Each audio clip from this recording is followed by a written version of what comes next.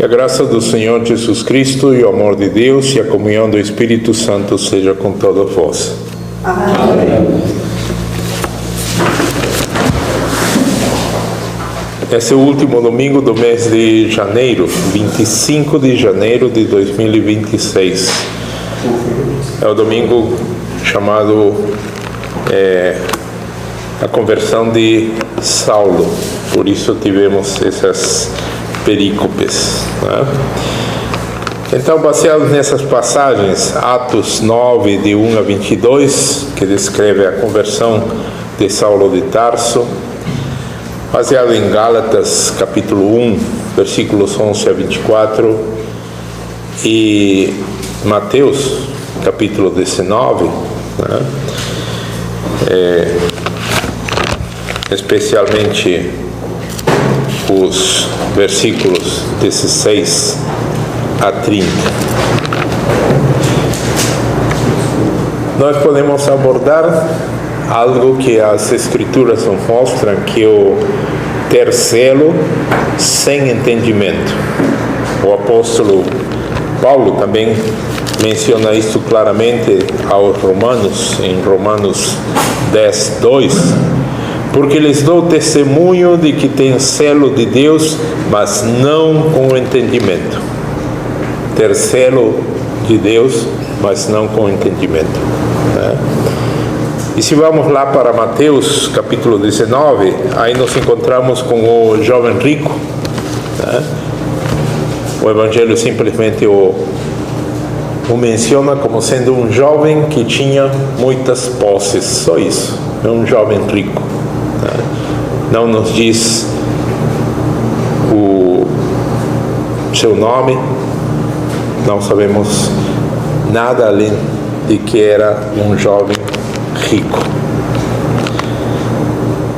E lá em Gálatas 1:14, nas palavras do próprio apóstolo Paulo: e na minha nação excedia em judaísmo a muitos da minha idade, sendo extremamente zeloso das tradições de meus pais. Então nós temos aqui dois representantes, né, do judaísmo, o jovem rico e o fariseu irrepreensível, extremamente zeloso das tradições, né? Ambos conheciam a sua religião, ambos cumpriam e ambos eram zelosos. O jovem rico diz: tudo isso eu fiz desde a minha mocidade, desde que eu tinha uso da razão, eu fiz tudo isso. Seguir os mandamentos, né? A pergunta do jovem rico aparece no versículo 16. Bom mestre, que bem farei para conseguir a vida eterna? O que eu devo fazer para conseguir? Observem a expressão dele: conseguir a vida eterna. O evangelista Marcos nos diz no versículo 21 do capítulo 10, Marcos 10, 21. Jesus, olhando para ele, o amou e lhe disse: falta-te uma coisa, vai, vende tudo quanto tens e dá-lo aos pobres, e terás um tesouro nos céus. E vem, toma a tua cruz e segue-me. Esse encontro desse jovem rico com o Senhor Jesus é descrito em Mateus, em Marcos e em Lucas, os chamados evangelhos sinóticos, né, que têm a mesma visão, tá? Nesses três evangelhos aparece essa passagem do jovem rico. E ele diz que ele guardava a lei, né, desde a sua mocidade. Realmente ele guardava a lei, mas ele via a salvação como um mérito. Por isso ele usa a expressão, né, que farei para conseguir a vida eterna. Ele via a salvação como um mérito. E era um hipócrita, era um falso. Não. Ao ponto que Marcos nos diz que o Senhor Jesus olhou para ele e o amou. Então, certamente era honesto no que ele estava colocando. Tá? Mas havia um pecado gravíssimo nele. Como assim? A proposta do Senhor Jesus desmascarou toda essa religiosidade que ele tinha, né? Vai, vende tudo o que tens e reparte isso entre os pobres. Vem, toma a tua cruz e me segue. Poderia ter sido um dos primeiros pastores da igreja cristã, na igreja primitiva. Poderia ter sido um auxiliar dos apóstolos.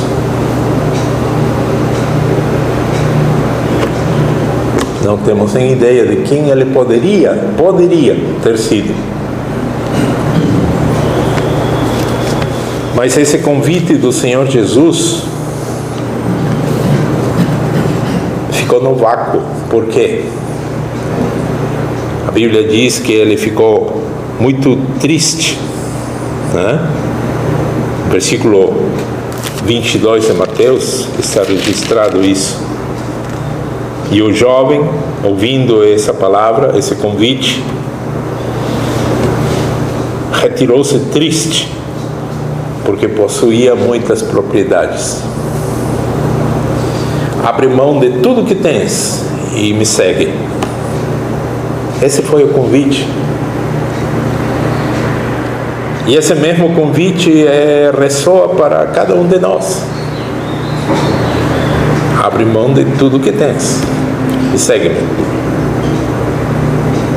Não devemos olhar só para o jovem rico, né? Deveríamos colocar: e se eu estivesse no lugar dele? Né? E não é nem sequer com tudo que ele tinha, que a Bíblia diz que ele tinha muitas propriedades. Não sabemos que propriedades eram, né? Mas ele tinha muita coisa e era jovem só. E você tem o quê?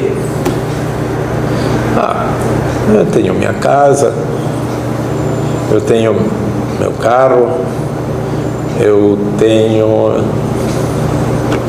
talvez mais alguma coisa por aí. E aí vai parando. Então nós não temos muitas propriedades, nós temos alguma coisa, graças a Deus, né? Mas o convite é igual para cada um de nós. Você está disposto a largar tudo isso por amor ao Senhor Jesus? Não estou dizendo, só estou colocando para que cada um olhe para seu próprio umbigo, como fala o gaúcho, né? Para que aplique isso para si. Esse jovem, né, retirou-se triste, porque entre abrir mão de tudo isso e seguir ao Senhor Jesus, ele idolatrava o que ele possuía, né? Ele idolatrava o que ele possuía, ele amava o que ele tinha.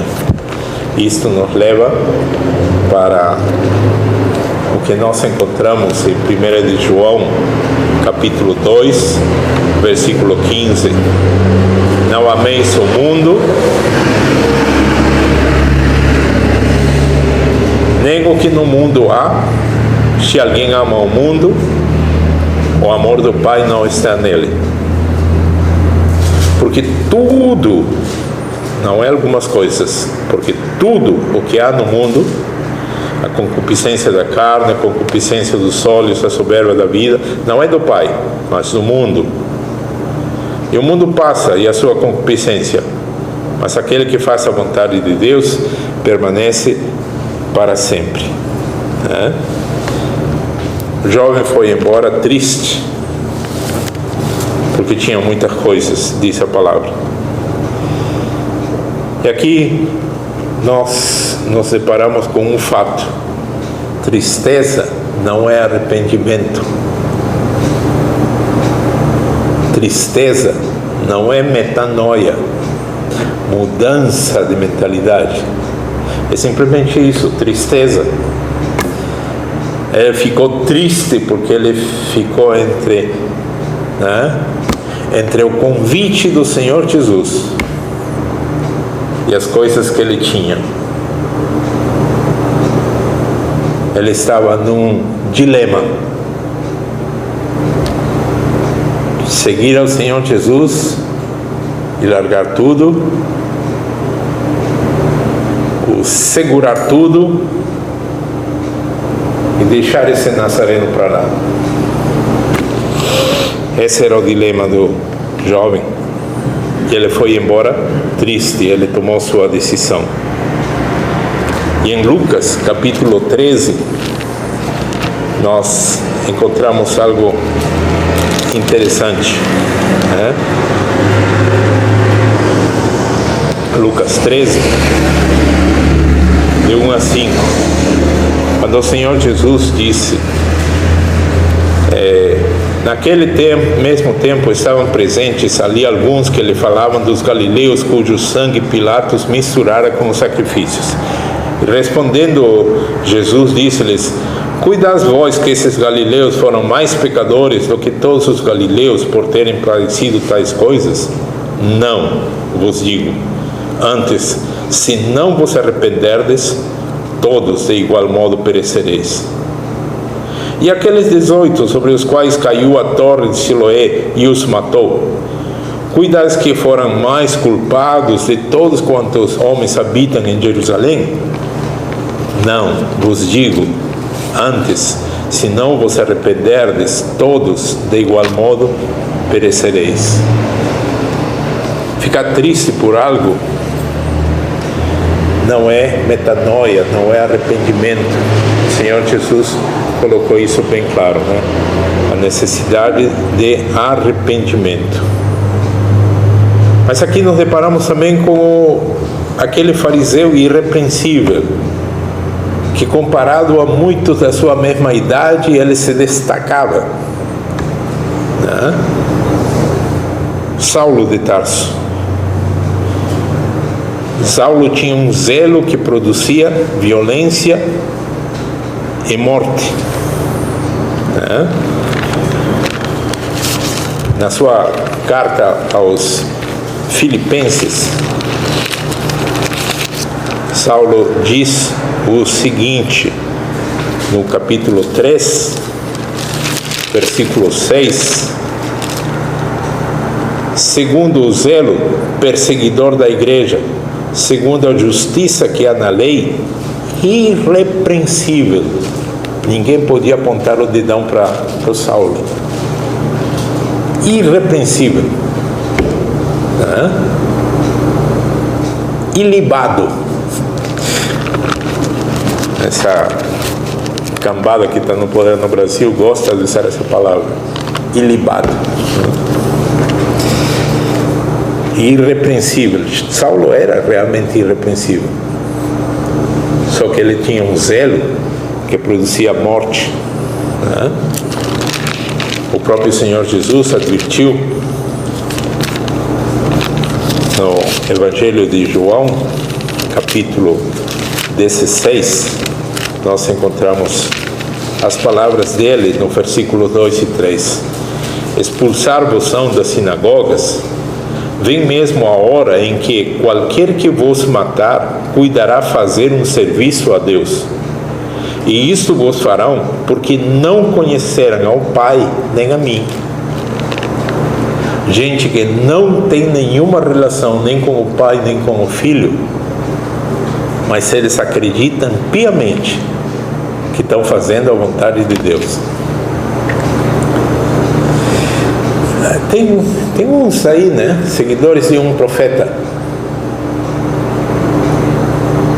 que estão doidinhos por cortar as cabeças dos infiéis europeus, dos infiéis norte-americanos. E eles creem. Eles creem. Eles têm zelo. E eles estão crentes que eles estão obedecendo ao Deus, né? Nós vemos, certamente eles estão obedecendo ao Deus deles, mas eles creem que eles estão obedecendo ao Deus que criou tudo, né? Cortando as cabeças daqueles que não creem como eles, né? Ai das mulheres deles, queimaram um pouquinho o arroz que elas prepararam para o almoço, apanha, e tem que apanhar em silêncio, né? Se fizer barulho, apanha mais.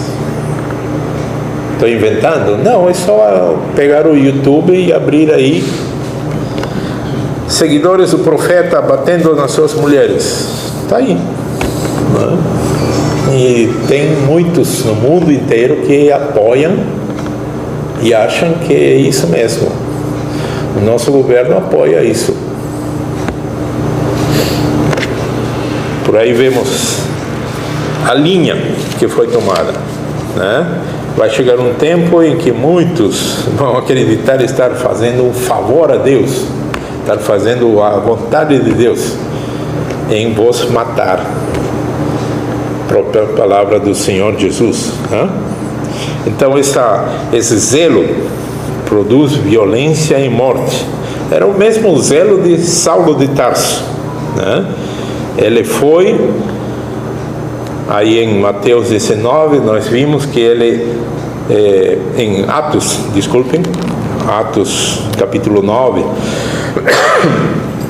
que ele foi ao sumo sacerdote, né, para pedir cartas para que ele tivesse carta aberta, como se diz, né, para poder prender a qualquer um que seguisse esse caminho. Qual caminho?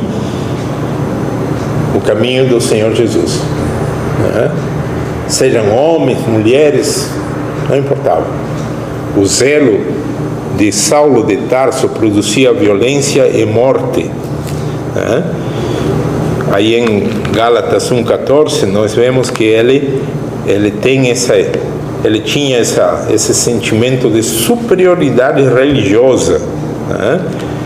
Isto nós vemos repetido em Atos 22, de 1 a 5. Homens, irmãos e pais, ouvi agora a minha defesa perante vós. Palavras do apóstolo Paulo já. E quando ouviram falar-lhes em língua hebraica, maior silêncio guardaram. E disse, Paulo falando, quanto a mim, sou judeu, nascido em Tarso da Cilícia, e nesta cidade, Jerusalém, criado aos pés de Gamaliel, instruído conforme a verdade da lei dos nossos pais, zeloso de Deus, como todos vós hoje sois zelosos de Deus. E persegui este caminho, o cristianismo, até a morte, prendendo e pondo em prisões tanto homens como mulheres, como também o sumo sacerdote me testemunha. É como se nós disséssemos, o presidente do Supremo Tribunal Federal do Brasil é a minha testemunha, tá? Como também o sumo sacerdote me testemunha e todo o conselho dos anciãos. E recebendo deles cartas para os irmãos, fui a Damasco para trazer maniatados a Jerusalém aqueles que ali estiveram, a fim de que fossem castigados. Trazê-los desde Damasco até Jerusalém, quilômetros e quilômetros de deserto, trazê-los maniatados andando em quê? Em camelos, em cavalos? Não, a pé. Esse Saulo de Tarso certamente acreditava piamente estar fazendo a vontade de Deus, né? O seu zelo produzia só violência e morte. A lei sem Cristo não gera vida, gera violência e morte. O encontro com Jesus, nós podemos ver que a graça derruba, mas dá vida. Em Atos, no capítulo 9, os primeiros versículos, indo no caminho, aconteceu que, chegando perto de Damasco, subitamente o cercou um resplendor de luz do céu, e caindo em terra, ouviu uma voz que lhe dizia: Saulo, Saulo, por que me persegues? E ele disse: quem és, Senhor? E disse o Senhor: eu sou Jesus, a quem tu persegues. Duro é para ti recalcitrar contra os aguilhões. Duro é para ti recalcitrar contra os aguilhões. O que é isso, recalcitrar contra os aguilhões? Nas carroças puxadas por bois, eu acredito que muitos lembram isso, em algum momento viram. Isso vem de milhares de anos atrás. As carroças e os bois não foram inventados aqui no Rio Grande do Sul. Isso foi trazido, E séculos e séculos se usa e se usam até hoje as carroças puxadas por bois. Mas quando esse boi é ladino, o que fazem? Colocam uma ponta. Se ele dá coisas, ele machuca a pata e aprende que não pode dar coisas, porque tem um aguilhão. E aí o Senhor Jesus disse: olha, dura coisa te é recalcitrar contra os aguilhões. Tu está te machucando a ti mesmo, porque por estar perseguindo a igreja. É isso, e Paulo certamente entendeu. Versículo 6 de Atos 9: e ele, tremendo e atônito, disse: Senhor, que queres que eu faça? E disse-lhe o Senhor: levanta-te, entra à cidade, e lá te será dito o que te convém fazer. E o Saulo ficou cego 3 dias, e nesses 3 dias não comeu nem bebeu. Tiveram que levar ele pela mão até Damasco. E lá em Damasco, um discípulo cristão recebeu uma visão do Senhor, Ananias, Ananias, tem um homem chamado Saulo. E o Ananias já tinha ouvido falar: Senhor, isso é uma praga, Senhor. E ele veio para cá com documentação, as cartas do sumo sacerdote, para prender e levar maniatados a todos que seguem o teu nome. E o Senhor Jesus disse: deixa, mas vai lá, impõe as mãos sobre ele para que ele recupere a visão, porque ele está cego. E eu vou mostrar para ele quanto convém sofrer por meu nome. Para Paulo, para Saulo, E Ananias foi, orou por Saulo, e a primeira frase que nós percebemos que ele disse é: irmão Saulo, o Senhor Jesus, que te apareceu no caminho, me enviou. O encontro com Jesus foi a graça que derrubou a Saulo, mas deu a vida para ele. Eu sou Jesus a quem tu persegues. No versículo 15 e 16 de Gálatas: quando aprouve a Deus, que desde o ventre da minha mãe me separou e me chamou pela sua graça, revelar seu Filho em mim, para que eu o pregasse entre os gentios. Quando que aprove a Deus? Lá, caminho a Damasco. Mas naquele momento, caminho a Damasco, o nome dele foi escrito no livro da vida? Não.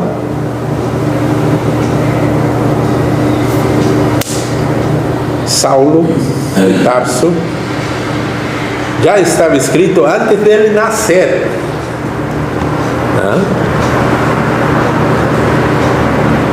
Tem uma passagem no Antigo Testamento que diz: no teu livro estão escritos todos os meus dias. Nenhum deles existia, nenhum dos meus dias existia, mas tudo já estava escrito.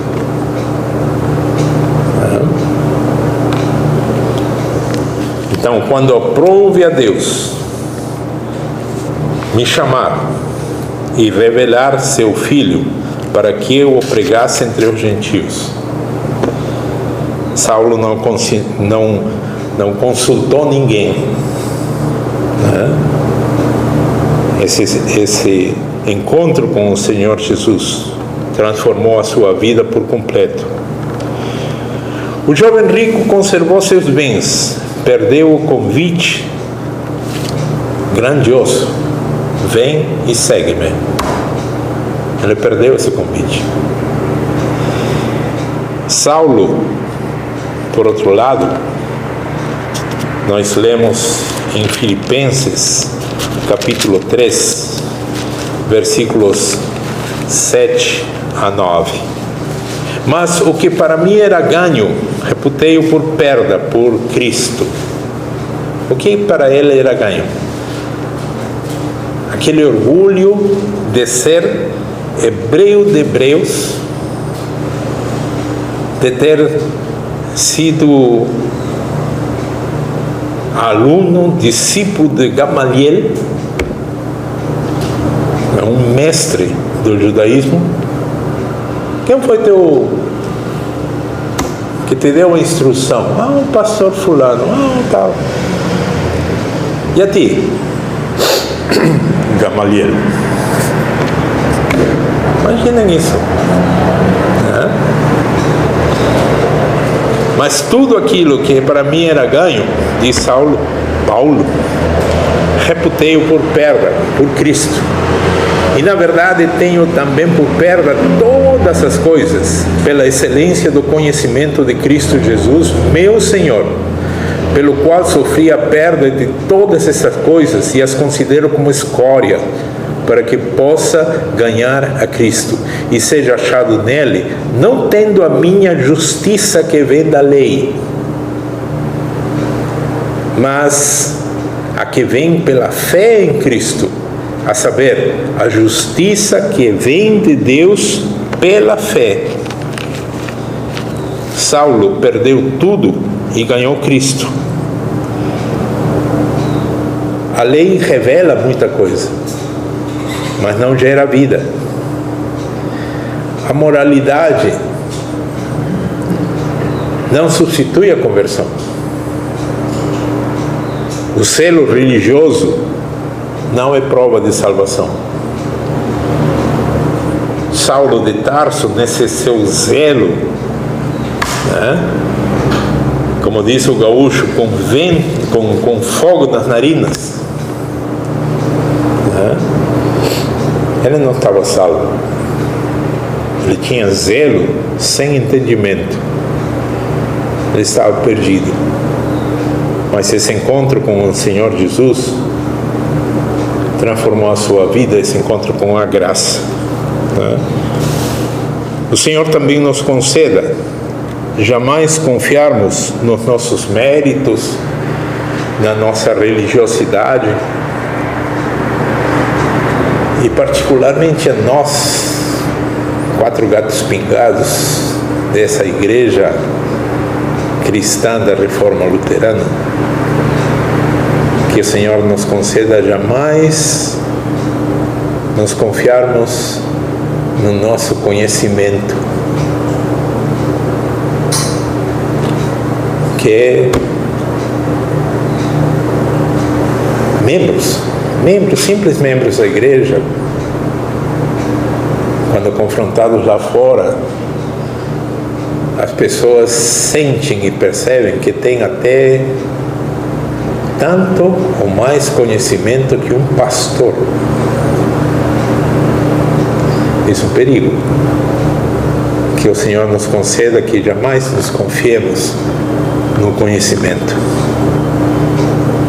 mas que nos confiemos unicamente na graça do Senhor Jesus, que um dia alcançou a cada um de nós através da sua palavra.